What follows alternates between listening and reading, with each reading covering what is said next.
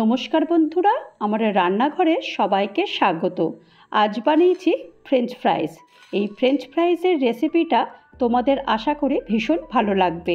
তো চলো দেরি না করে কিভাবে এই ফ্রেঞ্চ ফ্রাইজের রেসিপিটা বানিয়েছি সেটা দেখে নিই।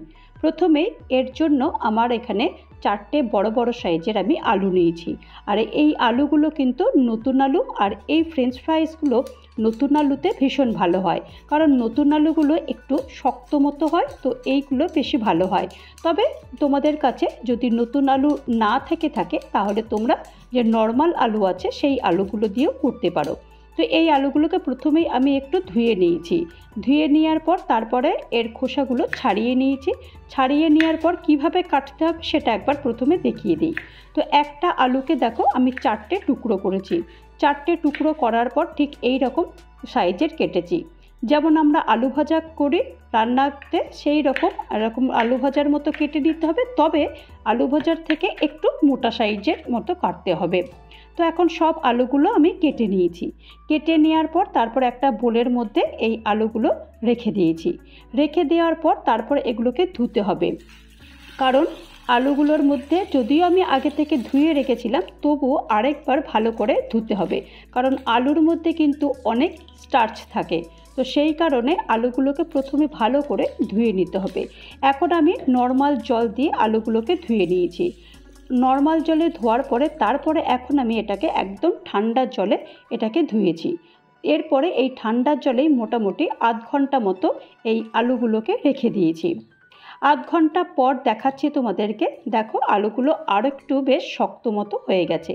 এখন এই জল থেকে এরকম ঝরিয়ে ঝরিয়ে একটা পাত্রে রেখে দিচ্ছি।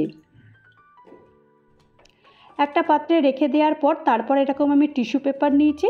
টিস্যু পেপার দিয়ে আলুগুলোর যে জলটা আছে সেই জলটা সোক করে নিচ্ছি।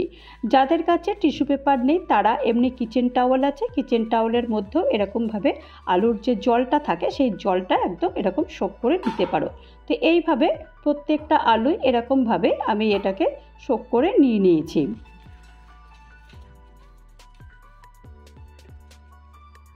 এইভাবে সব আলুগুলো আমি নিয়ে নিয়েছি একটা বোলের মধ্যে। আর এখন কি মেশাতে হবে সেটা দেখো। এখানে আমি 4 চামচ আমি কর্নফ্লাওয়ার মিশিয়েছি। আর যেহেতু আমার 4টে আলু ছিল সেহেতু আমি 4 চামচ কর্নফ্লাওয়ার নিয়েছি।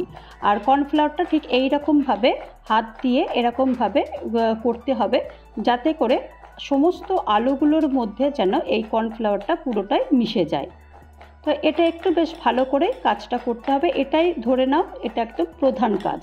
তো এইটাকে ভালো করে এটাকে আলুগুলোর মধ্যে সব যেন কোট হয়ে যায়। দেখো একদম ঠিক এই রকম পুরোটাই যেন একটা আলুর মধ্যে পুরোটাই যেন একদম কর্নফ্লাওয়ারগুলো লেগে থাকে।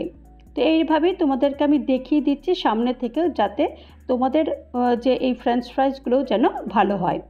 আর এখন যেগুলো কর্নফ্লাওয়ারগুলো এক্সট্রা আছে সেইগুলো যাতে না থাকে, তো সেই কারণে এরকম একটা স্ট্রেনার নিয়েছি। স্ট্রেনার দিয়ে বাকি যে কর্নফ্লাওয়ারগুলো সেগুলো যেন একদম পড়ে যায়। তো দেখো এইভাবে এগুলো সব আলুগুলো এরকমভাবে করে নেব। তো সব হয়ে গেছে। এবার আমি আগে থেকে তেলটা গরম করতে দিয়ে দিয়েছি। আর ভাজবার জন্য তো একটু বেশি তেল লাগবে, কারণ এগুলো একটু ডিপ ফ্রাই হবে। তো সব এরকম ফ্রেঞ্চ ফ্রাইগুলো এরকম দিয়ে দিয়েছি।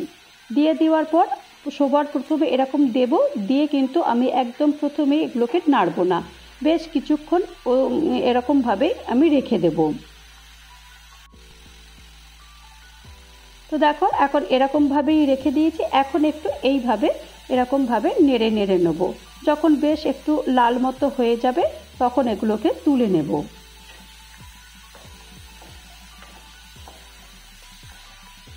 তো দেখো এখন মোটামুটি বেশ লাল একটু হয়ে গেছে। এখন এগুলোকে সব তুলে নিচ্ছি।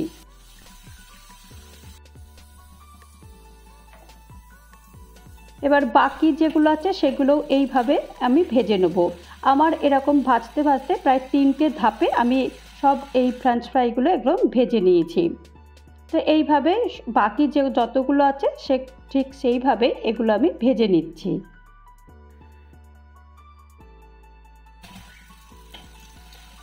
তো তো এগুলো সব আমার ভাজা হয়ে যাচ্ছে, আর এগুলো একটা আমি এখন প্লেটের মধ্যে সব রেখে দিয়েছি।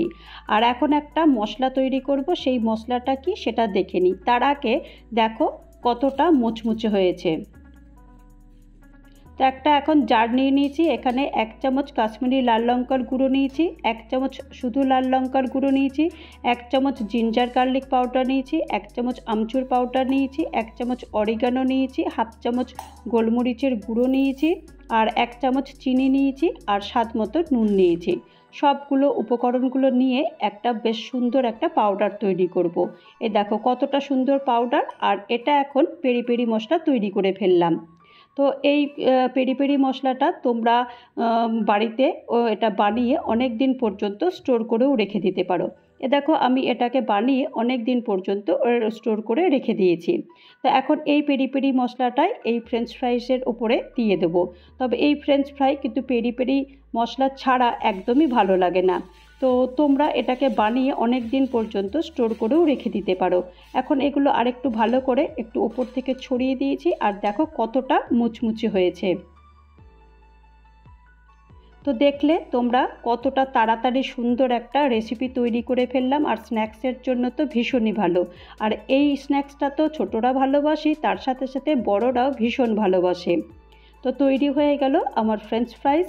এই রেসিপিটা যদি তোমাদের কারোর ভালো লাগে তাহলে অবশ্যই একটা লাইক করো, কমেন্ট করো, পারলে আমার চ্যানেলটা সাবস্ক্রাইব করে আমার পাশে থেকো। আর যারা নতুন বন্ধু হয়ে আমার চ্যানেলে ভিজিট করেছো তাদেরকে অজস্র ধন্যবাদ।